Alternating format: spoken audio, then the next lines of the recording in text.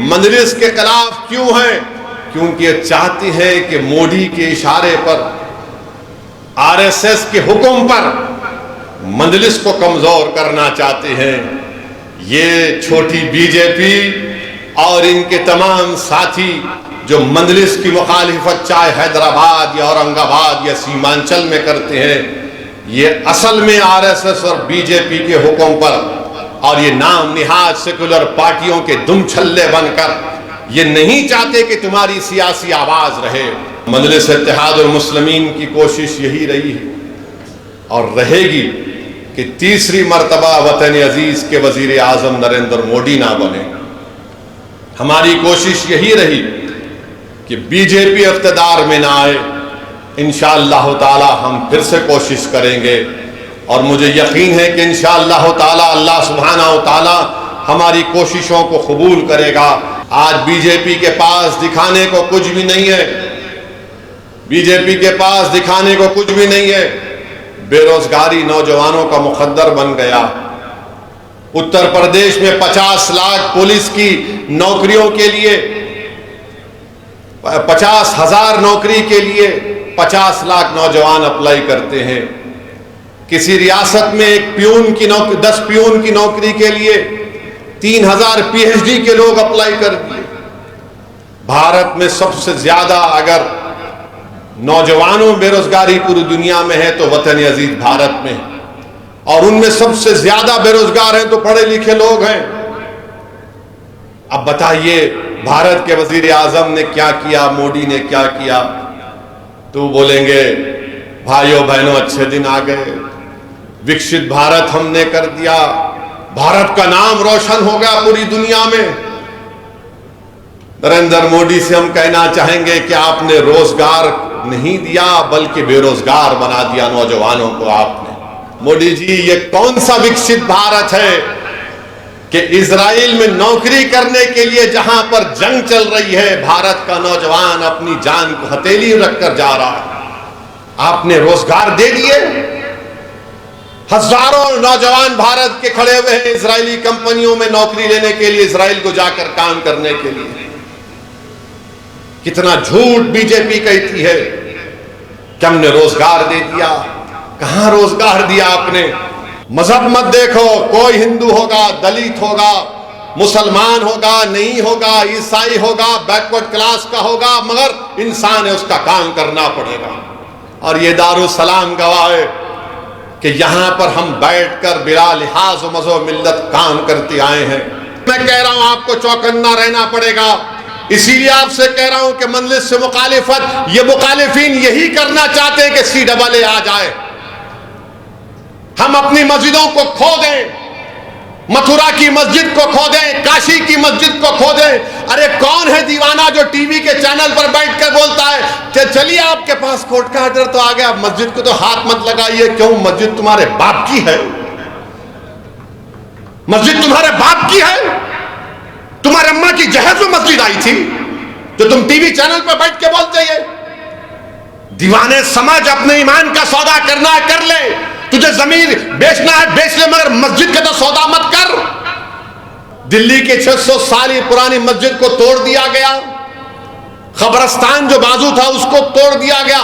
ऐसा तोड़े कब्रस्तान को कि वहां के लोग बता रहे कि खबरों का कफन निकलकर बाहर आ गया हड्डियों के साथ।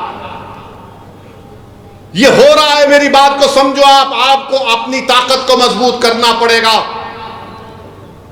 सुनेरी बाग की मस्जिद पार्लियामेंट से करीब है। जब कभी पार्लियामेंट का सेशन चलता है, जब वहां से प्राइम मिनिस्टर का अगर कॉन्वॉय जाता है या बड़े मिनिस्टर का जाता है, तो उस वक्त मस्जिद में नमाज नहीं होती। क्या दूसरे इबादत गाहों के सामने से जब प्राइम मिनिस्टर का कॉन्वॉय जाता है तो वहां पर इबादत गाहों में इबादत नहीं होती? ये बताना चाह रहा हूं आपको मेरे भाई। क्या ये भारत में ऐसा होगा? कितना निशाना बनाएंगे हमको आप लोग। हम बीजेपी का कभी साथ दिए ना कभी देंगे इंशाअल्लाह ताला। तुम साथ दे रहे हो, तुम बीजेपी को मौका दे रहे हो। तुम्हारी पार्टी के लोग कूद कूद कर बीजेपी के गोद में जाकर बैठ रहे हो। आप देख रहे हैं देश लाइव, देश की आवाज।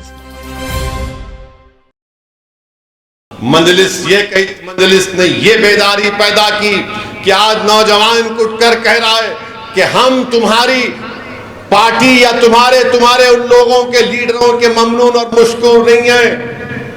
आज भारत हमारा है। मंजलिस ने इस शऊर को बेदार किया कि CAA का कानून गलत है। मंजलिस ने शऊर को बेदार किया कि मुसलमानों को, दलितों को तालीम हासिल करना जरूरी है। मंजलिस ने यह शऊर बेदार किया कि सियासी ताकत के जरिए हम अपने मसाइल को हल करवा सकते। अरे मंजलिस ने तालीमी इदारे कायम किए, अस्पताल कायम किया। ये लोग अस्पताल तो छोड़ो, एक फार्मेसी की दुकान नहीं बना सकते। मंजलिस तो छोड़ो, ये कुछ नहीं कर सकते मेरे भाई। ये अल्हम्दुलिल्लाह ये आप और हमारी बुजुर्गों की हमारी मेहनत है कि मजलिस इत्तेहादुल मुस्लिमीन ने हासिल किया। और तीसरी बात यह है कि मजलिस के खिलाफ क्यों है? क्योंकि ये चाहती है कि मोदी के इशारे पर, RSS के हुक्म पर मजलिस को कमजोर करना चाहते हैं। ये छोटी बीजेपी और इनके तमाम साथी जो मजलिस की मुखालिफत चाहे हैदराबाद या औरंगाबाद या सीमांचल में करते हैं, ये असल में RSS और बीजेपी के हुक्म पर और ये नाम निहाद सेकुलर पार्टियों के दुम छल्ले बनकर ये नहीं चाहते कि तुम्हारी सियासी आवाज रहे। ये नहीं चाहते कि तुम्हारी सियासी ताकत का किला हमेशा बना रहे। ये तुम्हारे इत्तेहाद के दुश्मन है। ये नफरत करते हैं जब तुम सवाल करते हो अपनी बराबरी का। इसीलिए इनका मकसद एक ही है कि अपनी अनानियत को, अपनी इनफरादियत को बरकरार रखने के लिए ये जमात को कमजोर करना चाहते हैं। अरे तुम्हारी शख्सियत खत्म हो जाएगी, जमात आबाद रहेगी। तुम्हारी अनानियत को मिट्टिया मलीद कर देगा अल्लाह इंशाअल्लाह ताला, मगर इज्तिमाइयत को अल्लाह बरकरार रखेगा। मेरे अजीज दोस्तों और बुजुर्गों, आज आप देख रहे हैं कि पार्लियामेंट का चुनाव इलेक्शन हमारे सरों पर है। और मैं एक बात आपसे गुजारिश करना चाहूंगा कि रमजान का महीना आने वाला है, साया फिगन करने वाला। तो माह रमजान में भी हमको ना सिर्फ रोजे रखना है जो मुसलमान है, बल्कि हमको अल्लाह से अपने रिश्ते को मजबूत करना है। और रमजान में हमको इलेक्शन कैंपेन भी करना पड़ेगा। नहीं मालूम तारीख कब आएगी। अब कोई ये बोलेगा अरे भाई इलेक्शन की तारीख का ऐलान हो गया, रमजान में कैसे कैंपेन करेंगे। मेरे भाई, जब पेट में कुछ नहीं होता ना, इंसान उस वक्त बहुत एक्टिव होता है। जब पेट में कुछ हो जाता तो नहीं बोलता जरा आराम कर ले। और रमजान में ही हमको इलेक्शन की इंतखाबी मुहिम को शुरू करना पड़ेगा। तारीख क्या आएगी मैं नहीं जानता, कोई नहीं जानता, मगर अल्लाह से अपने रिश्ते को हम जब मजबूत करेंगे और हम हालत रोज़ा में जब अल्लाह से दुआ करेंगे, अल्लाह हम रोज़े की हालत में अपनी जमात के लिए हम काम कर रहे हैं, या अल्लाह इसको कबूल कर ले, तो यकीनन अल्लाह सुब्हाना व तआला रोज़ेदार की दुआ को रद्द नहीं करता। तो मेरे अजीज़ दोस्तों और बुजुर्गों, रमज़ान का महीना आ रहा है, इसकी कदर करिए। और इंशाअल्लाह ताला हम एक प्रोग्राम बनाएंगे कि कैसे हम अपनी जमात की सरगर्मियों को, इलेक्शन की सरगर्मी को उस माह मुबारक में हम कैसा लेकर आगे बढ़ सकते हैं। और मजलिस इत्तेहादुल मुस्लिमीन की कोशिश यही रही है और रहेगी कि तीसरी मरतबा वतन अजीज के वजीर आजम नरेंद्र मोदी ना बने। हमारी कोशिश यही रही कि बीजेपी इख्तिदार में ना आए। इंशाअल्लाह ताला हम फिर से कोशिश करेंगे और मुझे यकीन है कि इंशाअल्लाह ताला अल्लाह सुब्हाना व ताला हमारी कोशिशों को कबूल करेगा और अल्लाह सुब्हाना व ताला हमको कामयाबी से हमकिनार करेगा। आज बीजेपी के पास दिखाने को कुछ भी नहीं है। बीजेपी के पास दिखाने को कुछ भी नहीं है। बेरोजगारी नौजवानों का मुकद्दर बन गया। उत्तर प्रदेश में 50 लाख पुलिस की नौकरियों के लिए, 50,000 नौकरी के लिए 50 लाख नौजवान अप्लाई करते हैं। किसी रियासत में एक प्यून की नौकरी, 10 प्यून की नौकरी के लिए 3000 PhD के लोग अप्लाई कर दिए। भारत में सबसे ज्यादा अगर नौजवानों में बेरोजगारी पूरी दुनिया में है तो वतन अजीज भारत में, और उनमें सबसे ज्यादा बेरोजगार हैं तो पढ़े लिखे लोग हैं। अब बताइए भारत के वजीर आजम ने क्या किया, मोदी ने क्या किया? तो बोलेंगे भाइयों बहनों अच्छे दिन आ गए, विकसित भारत हमने कर दिया, भारत का नाम रोशन हो गया पूरी दुनिया में। नरेंद्र मोदी से हम कहना चाहेंगे कि आपने रोजगार नहीं दिया बल्कि बेरोजगार बना दिया नौजवानों को आपने। आप सोचिए थोड़ी देर के लिए कि इजराइल 30,000 फलस्तीनियों को शहीद कर दिया गाजा में, 20 लाख की आबादी में 13 लाख बेघर हो गए लोग, उस 30,000 में 16,000 बच्चे मर गए, पीने का पानी नहीं है, खाने को खाना नहीं है, अस्पताल में दवाएं नहीं है। और ये गाजा के गरीब फलस्तीनी इजराइल में जाकर काम करते थे, क्योंकि इजराइल उन लोगों को काम करने नहीं दे रहा है, गाजा और वेस्ट बैंक के फलस्तीनियों को। तो इजराइल नरेंद्र मोदी से कहता है कि हमको भारत से नौजवान दिलाओ। मोदी जी, ये कौन सा विकसित भारत है कि इजराइल में नौकरी करने के लिए जहां पर जंग चल रही है, भारत का नौजवान अपनी जान को हथेली रखकर जा रहा है। आपने रोजगार दे दिए, हजारों नौजवान भारत के खड़े हुए हैं इजरायली कंपनियों में नौकरी लेने के लिए, इजराइल को जाकर काम करने के लिए। कितना झूठ बीजेपी कहती है कि हमने रोजगार दे दिया। कहां रोजगार दिया आपने? अगर आपने रोजगार दिया होता तो हमारा मोहम्मद सुफियान नारायण पेट का और मोहम्मद अफसान बाजार घाट का क्यों रशिया जाते? वो गुजरात का हमारा बेटा क्यों रशिया जाता जो आज मर गया वहां पर युद्ध जंग में? मेरे भाई, बेरोजगारी बहुत बड़ा मसला है। मैं भारत के नौजवानों से अपील कर रहा हूं कि सोचो, सोच समझ कर वोट डालो। याद रखो, अगर तुम बहकावों में आ जाओगे, जज्बात में आ जाओगे, तो 5 साल तुमको नौकरी नहीं मिली और 5 साल तुमको तकलीफ ना उठाना पड़े। हाँ, असदुद्दीन ओवैसी का नाम लेकर तुम्हारे दिल को तो खुश कर दिया जा सकता है, मगर तुम्हारे पेट को खुश नहीं किया जा सकता। ओवैसी की नफरत पैदा करके तुमको खुश तो किया जा सकता है, मगर तुम्हारे घर में चिराग नहीं जलेगा। मुसलमानों को बदनाम करके तुमको कुछ झूठा पैगाम तो दिया जा सकता है, मगर तुम्हारे मां बाप के ख्वाबों को पूरा नहीं किया जा सकता। हमारे मस्जिदों को शहीद करके तुम्हारे घर नहीं बन पाएंगे, याद रखो। मेरे अजीज दोस्तों और बुजुर्गों, ये बात सबको समझने की जरूरत है। मगर आज हम क्या देखते हैं कि हमारी शनाख्त को खत्म करने की कोशिश की जा रही है, मस्जिदों को हमसे छीनने की कोशिश की जा रही है, शरीयत पर अमल ना करे, यूनिफॉर्म सिविल कोड की बात की जा रही है, CAA के कानून के रूल्स को बनाकर हमको हमारे ही मुल्क में कागज दिखाने पर मजबूर किया जाएगा। मेरे भाई, ये बात मैं आपसे कह रहा हूं, ये आपको समझने की जरूरत है। और लोग मजलिस के मुखालिफिन बोलते, असद साहब अगर खामोश बैठ गए तो अच्छा होगा। अरे दीवाने, तेरा बाप जब तेरी मां से निकाह करा तो अगर खामोश बैठता तो निकाह नहीं होता, बोलना पड़ा। तेरी अम्मा कबूल है तो तू पैदा हुआ दुनिया में, बोलना पड़ता ना। निकाह जब हुआ, निकाह जब होता है, काजी से शादी जिसकी हुई, ससुरे का हाथ तुम्हारे हाथ में, गवाह रहते, काजी साहब पूछते कबूल है? उन्होंने दूल्हा बोला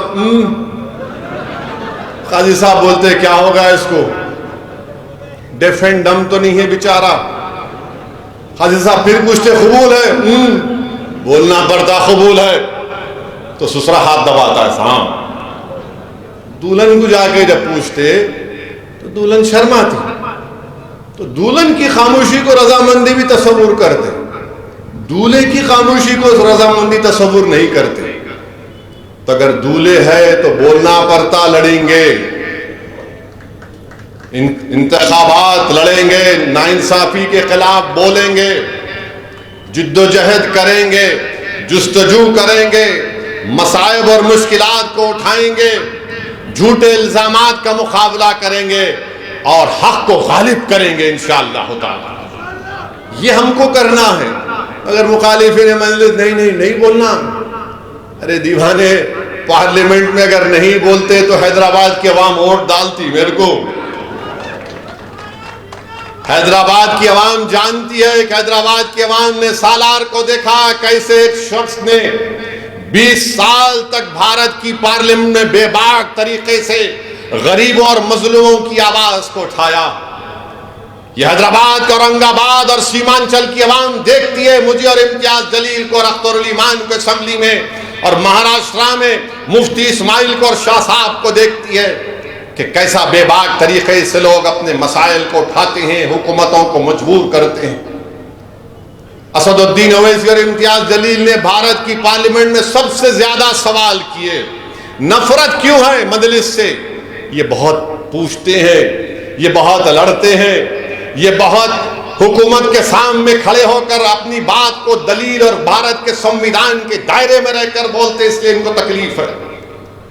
मेरे भाई, पार्लियामेंट में आपने देखा कि हमने खड़े होकर कहा CAA का कानून नहीं मानते, मैंने उस कानून को फाड़ दिया। दूसरे भी फाड़ सकते थे, नहीं फाड़े। हैदराबाद का एक लफ्ज है, फाड़ने पे नहीं बोलना चाहूंगा। आप कुछ नहीं कर सके। ट्रिपल तलाक का कानून आया, आप नहीं बोल सके। मोदी के हुकूमत में जुल्म और सितम किया गया अखलाक पर, एनकाउंटर, बुलडोजर पर किसने आवाज उठाई? मजलिस ने आवाज उठाई। UAPA का कानून में तरमीम की गई, किसने खिलाफ बोला? मजलिस ने बोला। किसने तायीद की? वो दुनिया के सामने है जो आज हमको बोलते हैं। मेरे भाई, अजीज दोस्तों और बुजुर्गों, पार्लियामेंट का आखिरी दिन, इस लोकसभा का आखिरी दिन हुकूमत ने रेजोल्यूशन लेकर आया तो किसने दुनिया के सामने कह दिया कि 17 दिसंबर 1992 को भारत की पार्लियामेंट में हमने रेजोल्यूशन पास करके RSS, विश्व हिंदू परिषद, बजरंग दल को उस ऐवान ने कंडेम किया था बाबरी मस्जिद की शहादत को। पार्लियामेंट में सन्नाटा हो गया। किसने भारत की पार्लियामेंट में कहा कि 22 जनवरी की बुनियाद GB पंत ने रखी, 6 दिसंबर के दिन रखी गई? किसने भारत की पार्लियामेंट में खड़े होकर कहा कि बाबरी मस्जिद जिंदाबाद, बाबरी मस्जिद जिंदाबाद? तुम भी बोल सकते थे, मगर नहीं बोलेंगे। सच्चाई को बयान कर सकते थे। बाबरी मस्जिद जिंदाबाद बोलने का मतलब सिर्फ मुसलमान नहीं, बाबरी मस्जिद जिंदाबाद बोलना इंसाफ जिंदाबाद बोलने के बराबर है, संविधान जिंदाबाद बोलने के बराबर है, रूल ऑफ लॉ जिंदाबाद बोलने के बराबर है। मगर आप कुछ नहीं बोलेंगे, आप खामोश बैठे रहेंगे और अक़लियतों से, दलितों से कहेंगे नहीं नहीं हम तुम्हारी लड़ाई लड़ेंगे। मेरे भाई, आज आप देख रहे हैं कि 5 साल में महंगाई आसमान को छू गई, आसमानों को छू गई महंगाई। मगर मोदी जी पूरे देश में जाकर बोल रहे हैं विकसित भारत, ये हो गया, फुला कर दिए, ये कर दिए। नौजवानों को ये फैसला लेना है। भारत का मुस्तकबिल नौजवानों का है। और नौजवानों, याद रखो, जो आज 24 साल से लेकर 40 साल के दरमियान में नौजवान है, याद रखो यही 10-15 साल भारत के पास हैं। अगर तुमको नौकरी नहीं मिलेगी तो याद रखो 2050 या 55 से तुम्हारे पे बहुत बड़ी जिम्मेदारी देश पर आ जाएगी। इतने बूढ़े भारत में होंगे, इतने बूढ़े होंगे कि उन बूढ़ों को जिंदगी को बचाना फिर तुम्हारी जिम्मेदारी बन जाएगी। इसीलिए ये वक्त खो रहे हैं। चीन हमारी जमीन पर कब्जा करके बैठा है, चीन के खिलाफ कुछ नहीं बोलते, कोई नहीं बोलता चीन के खिलाफ। और लोग हमसे पूछते मजलिस क्या है? अरे मजलिस असली है, मजलिस हैदराबाद ओल्ड सिटी ऐसा। अरे ओल्ड सिटी में मजलिस असली है, फिर दूसरे क्या है? नकली है, चाइना का माल है। ये असली है। चीन पर कुछ नहीं बोलते और हमको गाली दी जाती है। बीजेपी के लोग बोलते रोहिंग्या यहां पर, बीजेपी के लोग बोलते सर्जिकल स्ट्राइक ओल्ड सिटी में करेंगे, बीजेपी के लोग बोलते कोई मंजलिस को के बारे में बोलता हम डेवलपमेंट करेंगे। डेवलपमेंट का मतलब क्या है? पब खोल देना। डेवलपमेंट का मतलब क्या है? जुए खानों को आबाद कर देना। मेरे भाई, हम इन तमाम साजिशों से जानते हैं। यकीनन मजलिस अपनी पूरी कोशिशें कर रही है, डेवलपमेंट हो, विकास हो, ये पूरे काम करवाए जा रहे हैं।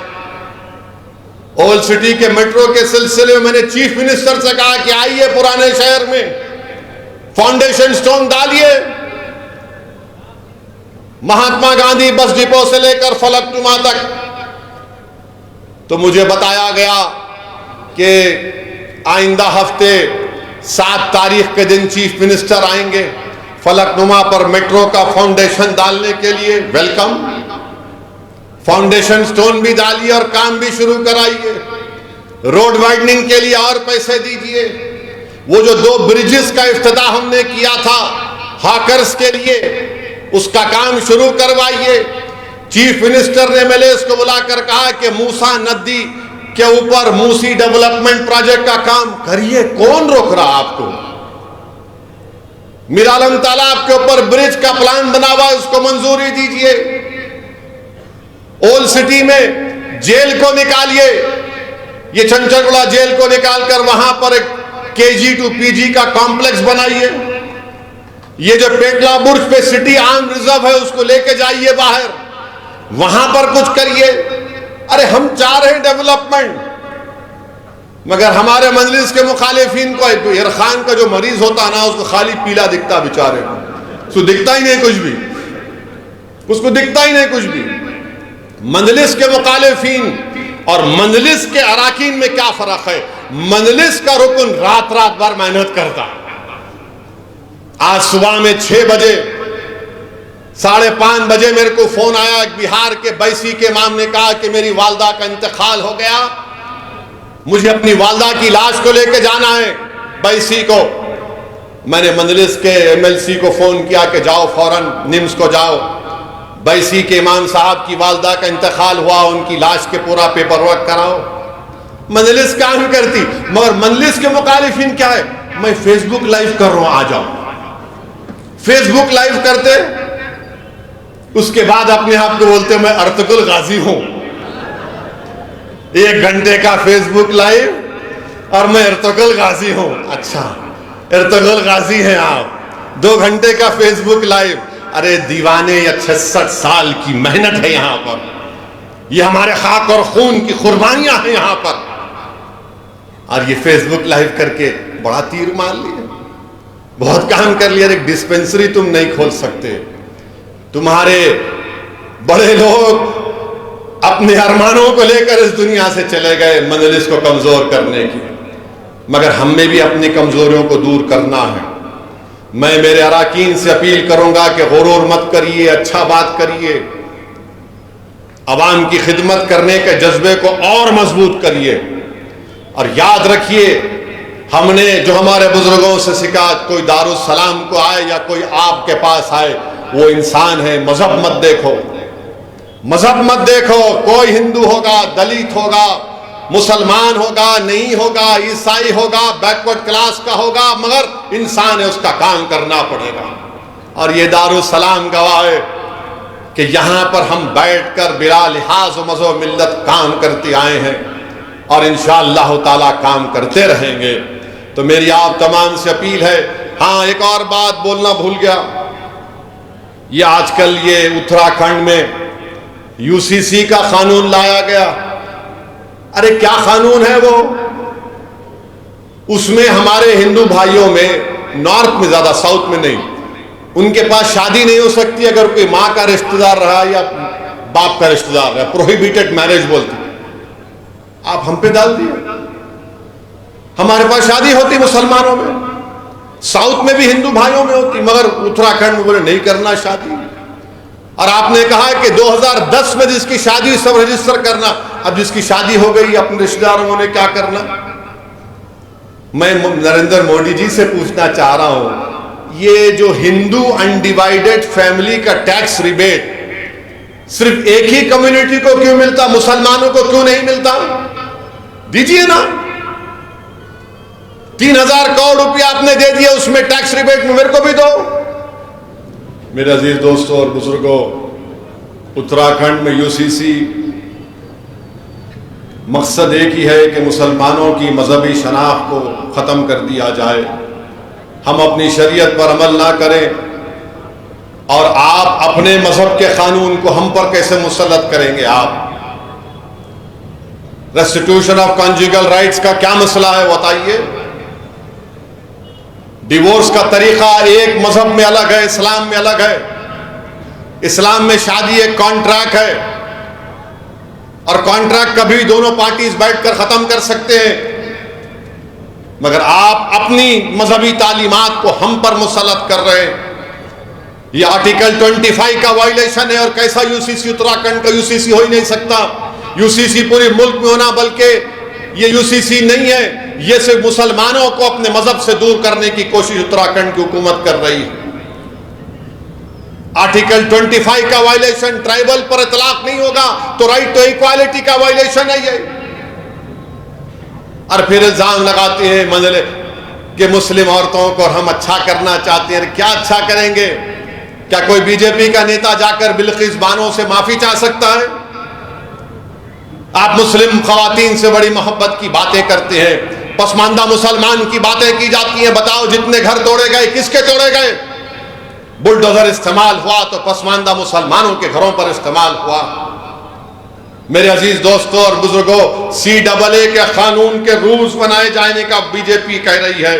मैं फिर से कह रहा हूं, CAA बनेगा तो ये आज बीजेपी ऐसे दुमछल्लों को तैयार करी है, इन चमचों को जो टोपियां पहनकर आकर बोल रहे नहीं CAA से कुछ नहीं होता। दीवाने, तू जमीर बेच सकता है बीजेपी RSS की चौखट पर, मर तो सच्चाई को नहीं छुपा सकता। CAA को देखना है तो NPR के जरिए देखना पड़ेगा, और CAA होगा तो NPR कहेगा कि लाओ कागज लाओ, अपने दादा का बर्थ सर्टिफिकेट दिखाओ। जो नहीं दिखाएगा डाउटफुल लिस्ट में उसको डाल दिया जाएगा। और सबसे ज्यादा तकलीफ होगी भारत में मुसलमानों को, दलितों को, आदिवासियों को। कोई भी जाकर NPR NRC के जरिए कहेगा कि असदुद्दीन ओवैसी या फुला जिसका नाम मुसलमान होगा, ये डाउटफुल है। बर्डन ऑफ प्रूफ आप पर गिरा दिया जाएगा। ये काम बीजेपी भारत में करना चाहती है। और ये लोग कहते नहीं कुछ नहीं होगा। अरे हम जानते हैं, CAA को NPR NRC के सामने रखकर देखना पड़ेगा। मैं भारत के मुसलमानों से अपील कर रहा हूं, देखो इन बातों को। मैं जज्बात में लाने के लिए नहीं कह रहा हूं, सच्चाई बयान कर रहा हूं। और RSS बीजेपी के लोग बोलेंगे ओवैसी भड़काऊ भाषण दे रहा है, नहीं दे रहा हूं। ओवैसी बांग्लादेश, पाकिस्तान और अफगानिस्तान के सिखों को सिटीजनशिप नहीं देने की बात कर रहा है, नहीं कह रहा हूं। दो उनको कानून है, मगर यह CAA मजहब की बुनियाद पर बनाया गया। सबको शहरियत मिल जाएगी सिवाय मुसलमान के। इसीलिए मैं कह रहा हूं आपको चौकन्ना रहना पड़ेगा। इसीलिए आपसे कह रहा हूं कि मजलिस से मुखालिफत, ये मुखालिफिन यही करना चाहते हैं कि CAA आ जाए। हम अपनी मस्जिदों को खो दें, मथुरा की मस्जिद को खो दें, काशी की मस्जिद को खो दें। अरे कौन है दीवाना जो टीवी के चैनल पर बैठकर बोलता है कि चलिए आपके पास कोर्ट का ऑर्डर तो आ गया, मस्जिद को तो हाथ मत लगाइए। क्यों? मस्जिद तुम्हारे बाप की है, मस्जिद तुम्हारे बाप की है। तुम्हारे अम्मा की जहेज में मस्जिद आई थी जो तुम टीवी चैनल पर बैठ के बोलते हैं। दीवाने समझ, अपने ईमान का सौदा करना है कर ले, तुझे जमीन बेचना है बेच ले, मगर मस्जिद का तो सौदा मत कर। ये वैसे लोग हैं, नहीं कहिए कर लो कर लो। मेरे भाई, मथुरा की जो ईदगाह है 1960s में मुसलमान और हिंदू भाइयों ने बैठकर तस्वीया कर लिया, एग्रीमेंट किया। मुसलमानों ने 8 एकड़ जमीन दी और उस एग्रीमेंट पर सुन्नी वक्फ बोर्ड की इजाजत से कोर्ट में एग्रीमेंट दाखिल हो, हिंदू भाइयों की तरफ से एग्रीमेंट में कौन साइन किया? पंडित मालविया ने साइन किया। अब ये आजकल के ये जो लोग हैं, क्या पंडित मालविया से बड़े हिंदू हैं वो लोग? जो बात मुसलमान और हिंदुओं ने बैठकर तय कर ली, खत्म कर लिया मसले को, आज 2023 में अब उसको शुरू कर दिए। और बार बार आपको बोलते, वो देखो काशी में उसका देखो कैसा है फोटो। अरे दीवाने उस जमाने में यूज्ड मटेरियल बचा उसको इस्तेमाल करते थे। उससे क्या साबित कर रहे आप? क्या साबित करना चाह रहे आप? मैंने जब कहा था हैदराबाद में अपनी मस्जिदों को बचाओ, उसको आबाद रखो, तो ये मजलिस के मुखालिफिन शुरू हो गए। ओवैसी देखो जज्बाती बात कर रहा है। अरे तुम्हारे सामने नजर नहीं आया? दिल्ली के 600 साल पुरानी मस्जिद को तोड़ दिया गया, कब्रस्तान जो बाजू था उसको तोड़ दिया गया। ऐसा तोड़े कब्रस्तान को कि वहां के लोग बता रहे कि खबरों का कफन निकलकर बाहर आ गया हड्डियों के साथ। ये हो रहा है। मेरी बात को समझो आप। आपको अपनी ताकत को मजबूत करना पड़ेगा। सुनेरी बाग की मस्जिद पार्लियामेंट से करीब है। जब कभी पार्लियामेंट का सेशन चलता है, जब वहां से प्राइम मिनिस्टर का अगर कॉन्वॉय जाता है या बड़े मिनिस्टर का जाता है, तो उस वक्त मस्जिद में नमाज नहीं होती। क्या दूसरे इबादत गाहों के सामने से जब प्राइम मिनिस्टर का कॉन्वॉय जाता है तो वहां पर इबादत गाहों में इबादत नहीं होती? ये बताना चाह रहा हूं आपको मेरे भाई। क्या ये भारत में ऐसा होगा? कितना निशाना बनाएंगे हमको आप लोग? 500 साल पहले ऐसा हुआ। अरे दीवाने पुष्पमित्रा संगा को क्या बोलेंगे? कश्मीर के राजा हर्ष को क्या बोलेंगे? उनसे भी तो इंसाफ करो। पुष्पमित्रा संगा की बात करो, राजा हर्ष की बात करो। नहीं, असदुद्दीन ओवैसी तुम बोलो मुगलों के बारे में, मैं बोलूं मुगलों के बारे में। बिरयानी गपागप खाते वो क्या है? हर चीज में मजहब को जोड़ दो, नफरत फैलाओ मुसलमानों के बारे में। और मजलिस के मुखालिफिन भी इन्हीं के साथ मिले हुए हैं। मजलिस के मुखालिफिन इस एजेंडे को पूरा करना चाहते हैं, चाहे हैदराबाद हो, औरंगाबाद हो या सीमांचल की गयूर सरजमीन हो। और फिर अब एक नया मसला शुरू करे, ग़ज़वा हिंद। मेरे पास एक साहब आए थे, दिल की भड़ास पूरी निकाला उनके सामने में। बोला तुम मेरे सामने बैठकर ग़ज़वा हिंद की बात कर रहे? मैंने उनसे पूछा तुमको मालूम मौलाना किफायतुल्लाह काफी कौन थे? तो हस्बे आदत ये संगियों को कुछ नहीं मालूम। बोले कौन थे उन मौलाना?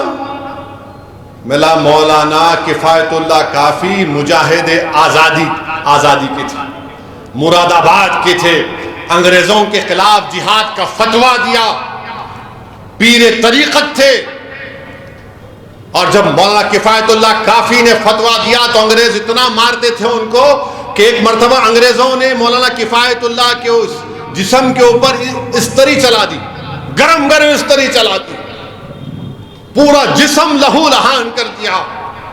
आज जब मौलाना किफायतुल्लाह काफी रहमतुल्लाह अलैह को फांसी की सजा दी जा रही थी, तो सुनो जो ग़ज़वा हिंद की बात हमसे पूछना चाहते हैं। मौलाना किफायतुल्लाह काफी की जबान पर क्या था? फांसी का फंदा था, आशिक़ रसूल थे। मौलाना किफायतुल्लाह काफी के जबान से ये नात निकल रही थी कि कोई गुल बाकी रहेगा ना चमन रह जाएगा, पर रसूल अल्लाह का दीन हसन रह जाएगा। मौलाना किफायतुल्लाह काफी के जबान से नात निकल रही थी और मौलाना किफायतुल्लाह काफी कह रहे थे कि नामे शहाने जहां मिट जाएगा, लेकिन यहां हशर तक नामे पंजतन रह जाएगा। मौलाना किफायतुल्लाह काफी फांसी का फंदा गले में पड़ गया। मौलाना किफायतुल्लाह काफी ने अपनी जबान से कहा सब फना हो जाएंगे काफी, लेकिन हशर तक नाते हजरत का जबानों पर सुकन रह जाएगा। तुम ग़ज़वा हिंद की बात हमसे करते हो? ये मौलवी इस्माइल जो मक्का मस्जिद के इमाम थे, जिन्होंने अंग्रेजों के खिलाफ लोगों को जमा किया, रमजान के महीने में जुमे का खुतबा दिया और कहा सुल्तान बाजार चलो वुमेन रेसिडेंसी, अंग्रेजों के खिलाफ लड़ना है। काला पानी का सबसे पहला मुजरिम जो भारत के मुसलमानों से ग़ज़वा हिंद की बात करे, सुनो बेशर्मो, सुनो बेशर्मो जो हमारी वफादारियों पर शक करते हैं। भारत की आजादी की जंग में पहला काला पानी की सजा काटने वाला हैदराबादी था। ग़ज़वा हिंद की बात पूछने वालों बेईमानों, फजल खैराबादी कौन था जिसने अंग्रेजों से सौदा नहीं किया? ग़ज़वा हिंद की बात करने वाले पूछो, बताओ हमको, माल्टा की जेल में तुम थे, तुम्हारा बाप था? मौलाना महमूद हसन हुसैन अहमद मदनी थे वहां पर। सर्दी में खुले मैदान में रख दिया गया कई महीने उनको। जौहर बरादरान कौन थे? एक का तो इंतकाल मुल्क से बाहर हो गया, अल्लाह ने उनको उनके जिस्म को इजाजत दी तदफीन करने की बैतुल मुक़द्दस में। ग़ज़वा हिंद की बात हमसे करते हो? शर्म करो बेईमानों, तुम इतनी नफरत कर रहे हो मुसलमानों से, क्या तुम भूल गए ब्रिगेडियर उस्मान कौन था? कौन था ब्रिगेडियर उस्मान जो पाकिस्तान के खिलाफ लड़के अपनी जान की शहादत दे दिया? ग़ज़वा हिंद की बात हमसे करने वाला बताओ, वह हवलदार अब्दुल हमीद कौन था? किसकी मां की कोख से पैदा हुआ था? मेरे अजीज दोस्तों और बुजुर्गों, फिर एक और बात बोलते हैं कि मुसलमान बच्चे बहुत पैदा कर रहे। झूठ है, झूठ है। मैं इसलिए कह रहा हूं कि कभी ये लोग अगर बोले, इनसे कह देना कि मुसलमानों में जो ग्रोथ रेट है, ग्रोथ रेट मुसलमानों का गिरा है, हमारे हिंदू भाइयों का भी गिरा है। फर्टिलिटी रेट हमारे बहनों का, बेटियों का, हिंदू और मुसलमानों के फर्टिलिटी रेट में खाली 0.4% का फर्क है। ये बीजेपी आरएसएस बोलती है, मुखालिफ मजलिस भी उनके हाथ में हाथ मिलाकर हाँ हाँ हाँ करते। भारत में मुसलमानों की आबादी 18.8% पर रुक जाएगी। कब रुकेगी? 2021 में हमारे हिंदू भाइयों की आबादी स्टेबलाइज हो जाएगी 2061 में 74.7। अब आप बताइए क्या है? और फिर इन्हों बोलते बच्चियों की शादी, अरे बच्चियों की शादी गवर्नमेंट का डेटा 18 साल में ही होती। और फिर ये बोलेंगे नहीं नु 2-3 शादी करते। मेरे भाई, गवर्नमेंट का 2006 का डेटा है, हिंदू भाई 1.7, मुसलमान 2.5, दोनों कर रहे, दोनों कर रहे। अब जो करके नहीं रखते उनको क्या बोलेंगे? समझे? नहीं समझे तुम लोग। जो करके नहीं रखते उनको क्या बोलेंगे? उनके बारे में बात ही नहीं करते, क्योंकि उन्होंने पप्पा जी है, हम मुल्ला जी हैं। इसीलिए हम बोल रहे कि ये झूठा प्रोपेगेंडा खत्म करो बीजेपी आरएसएस वालों, ये चलने वाला नहीं है। ये आप भारत के नौजवानों को, भारत के वजीर आजम ने उनको बेरोजगारी उनका मुकद्दर बनाकर रख दिए। मैं भारत की आवाम से अपील कर रहा हूं कि आप देख लो, ये सब चीजें हैं। और बार बार मजलिस से और भारत के दलित और मुसलमानों से बोलना कि सेकुलरिज्म को बचा लो, ये हमारी जिम्मेदारी नहीं है, तुम्हारी है। अब इलेक्शन आएगा, अब शुरू हो गया, नहीं वहां न लड़ो ना आप असद भाई, वहां मत जाइए आप, वहां मत लड़िए आप, वहां मत लड़िए आप। तो क्या करना? मैं क्या करूं? मैं तुम कर रहे ना सियासत 60-70 साल से, क्या हासिल किए बोलो? तुम जिस पार्टी का सपोर्ट किया उसने क्या किया बताओ मेरे को? असदुद्दीन ओवैसी के जाने से ऐसा होता। हिमाचल प्रदेश, क्या मैं उड़ के गया था? हिमाचल प्रदेश में कांग्रेस और बीजेपी में 12 एमएलए का फर्क था, गायब। अब किसको बोलेंगे वहां पर? उत्तर प्रदेश में समाजवादी पार्टी के 6 एमएलए कूद गए बीजेपी में। क्यों कूदे? क्योंकि बीजेपी ने एक आलाजात अपर कास्ट के हिंदू को टिकट दिया राज्यसभा का, तो सब बोले ठाकुर है, पंडित है, चले जाएंगे। और हम लड़ रहे हैं तमाम के लिए, महफिल का परस वो करेंगे कुछ नहीं, तो कौन बोलेगा उनको बी टीम? महाराष्ट्र में उलट पलट हो गई, ये नांदेड़ के अशोक राव बीजेपी में चले गए, सन्नाटा है, मुंह पे कोई आवाज नहीं आती। अब हल्लू शुरू हो गया खामोशी से, असद साहब क्या होने वाला है 24 में? मैं उन लोगों से कह रहा हूं, अल्लाह आपको दिमाग दिया, आप देख नहीं रहे क्या होगा? आपको नजर नहीं आ रहा नविश्ते दीवार? क्यों बेवकूफ बनते हो? क्यों अपने आंखों पर पर्दा डालकर बैठे हो? होश के नाखून लो, देखो तुम्हारी बर्बादी के मंसूबे बनाए जा रहे हैं, तुम्हें सफ़े हस्ती से मिटाने की कोशिशें की जाएंगी, तुम्हारी शनाख्त को छीन लिया जाएगा, तुम्हारे बरसों के इत्तेहाद को तारा तारा कर दिया जाएगा, तुमको मजहब से दूर कर दिया जाएगा। तुमको नहीं नजर आ रहा ये? तो क्या नजर आ रहा है तुमको बताओ? अरे कभी अपने आप को तो मजबूत करो, कभी अपने आप को तो वोट डालो। यही तो मैं कह रहा हूं, अपने आप को वोट डालो। अख्तर अली मान अगर किशनगंज से एमपी बनेगा तो किसका फायदा होगा?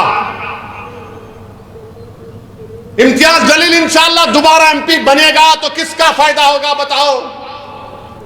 असदुद्दीन ओवैसी दोबारा अगर हैदराबाद का एमपी बनेगा तो मेरा फायदा होगा? नहीं, ये गरीबों का फायदा होगा, तुम्हारे इत्तेहाद की कामयाबी होगी, तुम्हारे सियासी शऊर की कामयाबी होगी। तुम एक ताकतवर जवाब दोगे वोट के जरिए इन जालिम ताकतों को जो तुम हमारी शनाख्त को मिटाना चाहते हैं। तो मेरे अजीज दोस्तों और बुजुर्गों, यही पैगाम आपको देना था यौम तासीस के दिन। अपनी जमात को मजबूत रखिए, और सिर्फ 50 दिन चाह रहा हूं मैं तमाम अराकीन से, मैं 50 दिन चाह रहा हूं हमारी मां और बहनों से, आपको निकल कर वोट डालना पड़ेगा। याद रखो मेरी इज्जतदार मां और बहनों, दलितों, मुसलमानों, गरीबों, बेरोजगार नौजवानों, तुमको वोट डालना पड़ेगा। मस्जिदें तुमसे पुकार पुकार कर कहेंगी तुम वोट डालकर कामयाब करो मजलिस को, क्योंकि यही लोग मस्जिद को आबाद रखने की बात करते हैं, जो बुलडोजर के खिलाफ आवाज उठा रहे हैं, जिनके घर बर्बाद कर दिए गए। उस मिस्मार घर में रहने वाली खवातीन और बच्चे पुकार पुकार कर कह रहे हैं कि हम नंगे सर आसमान की जिंदगी गुजारने पर मजबूर हो गए। मंजलिस को मत छोड़ो, मंजलिस को कामयाब करो। जिनको झूठे इल्जामात के तहत एनकाउंटर किया गया, उन मरूमीन के खानदान के लोग दुआ कर रहे हैं कि परवरदिगार कोई तो है जो हमारी दाद फरियाद करता है। ये बच्चे, ये नौजवान मुस्तकबिल तुमको कह रहा हूं, आओ मजलिस इत्तेहाद और मुस्लिमीन को और मजबूत करो। मुखालिफीन मजलिस से भी कह रहा हूं, छोड़ो, तुमको मैं पसंद नहीं ना तो मुझे खत्म कर दो, मगर कोई तो मुतबादिल बताओ जो तुम्हारे इत्तेहाद के दुश्मन को खत्म करना चाहते। मेरे अजीज दोस्तों और बुजुर्गों, आने वाले पार्लियामेंट इलेक्शन हमारे लिए अहम है। मजलिस इत्तेहाद और मुस्लिमीन को कामयाब करिए। सरजमीन हैदराबाद पर हमने कोई गड़बड़ फसाद होने नहीं दिया, अमन को बरकरार रखा, बावजूद इसके कि हमेशा गालियां दी जाती, हमको गंदगी बयान करते हैं, मगर हमने अमन को मजबूत किया। अमन को मजबूत रखेंगे, यकीनन बीजेपी को हराएंगे, मगर जहां पर मजलिस लड़ेगी वहां पर मजलिस को कामयाब करना पड़ेगा आपको। हम बीजेपी का कभी साथ दिए ना कभी देंगे इंशाअल्लाह ताला। तुम साथ दे रहे हो, तुम बीजेपी को मौका दे रहे हो, तुम्हारी पार्टी के लोग कूद कूद कर बीजेपी के गोद में जाकर बैठ रहे हो। हम नहीं जा रहे हैं। सेक्युलरिज्म का नाम लेकर तुमने हमारे वोट को हासिल किया, तुमने बिहार को बीजेपी के गोद में डाल दिया, तुमने महाराष्ट्र को मोदी के झोली में डाल दिया, तुमने हिमाचल को अब बीजेपी के झोली में डाल रहे हो। हमारी वजह से मोदी वजीर आजम नहीं बन रहा, तुम सेक्युलर नाम निहाद सेक्युलर पार्टियों की नाहली की वजह से मोदी वजीर आजम बन रहा है। तुम मोदी को रोकना तुम्हारा काम है, हम तो खड़े हुए हैं।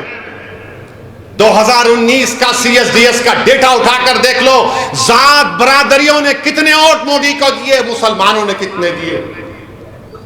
मेरे अजीज दोस्तों और बुजुर्गों, मेरे मजलिस के रुफ़क़ा, मेरी आपसे गुजारिश है कि आपको और हमको मिलकर काम करना है। यह हैदराबाद की सीट ये सिर्फ मजलिस की नहीं है, ये भारत के गरीब और मजलूमों की एक आवाज है। यह हैदराबाद की सीट सिर्फ मजलिस की नहीं है, ये उन गरीबों और मजलूमों की एक पहचान है। यह हैदराबाद की सीट सिर्फ मजलिस की नहीं है, बल्कि भारत के उन गयूर लोगों की, उन बेबस लोगों की एक आवाज है जो चाहते हैं कि भारत की पार्लियामेंट में उनके जज्बात की तर्जुमानी करते रहे। यह हैदराबाद की सीट सिर्फ तुम्हारी नहीं है, भारत के उन गयूर नौजवानों की एक आवाज है जो ये समझती है कि हमारे ख्वाबों को पूरा करने की एक आवाज भारत की पार्लियामेंट में, हैदराबाद हो, औरंगाबाद हो, सीमांचल हो या देश के कोने में कहां पर हो, वो आवाज उठे। तो मेरी आप तमाम से गुजारिश है कि मंजलिस को मजबूत करिए।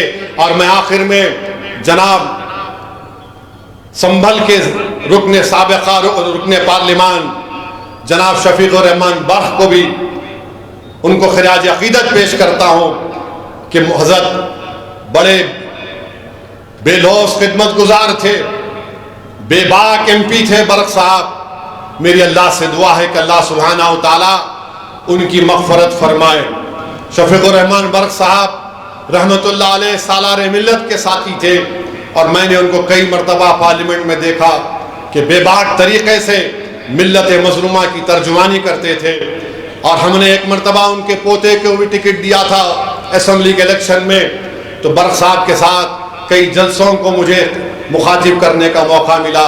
यकीनन बर्क साहब की कमी ना सिर्फ संभल की आवाम को महसूस होगी, बल्कि हर उस शख्स को महसूस होगी जो पार्लियामेंट में अपनी बेबाक आवाज़ को सुनता था। मेरी अल्लाह से दुआ है कि अल्लाह शफीकुर रहमान बर्क साहब की मग़फ़रत फरमाए, उनके अफराद ख़ानदान को अल्लाह सब्र जमील अता करे। और मेरे अजीज़ दोस्तों और बुजुर्गों, आइए इस पैगाम को लेकर उठिए कि आने वाले पार्लियामेंट के इलेक्शन में एक होकर अपनी आवाज़ को पार्लियामेंट में भिजाएंगे, BJP को रोकेंगे, तीसरी मरतबा मोदी को वज़ीर आज़म बनने से रोकेंगे। यही हमारा पैगाम और रस्म होना चाहिए। अस्सलामु अलैकुम व रहमतुल्लाहि व बरकातहू।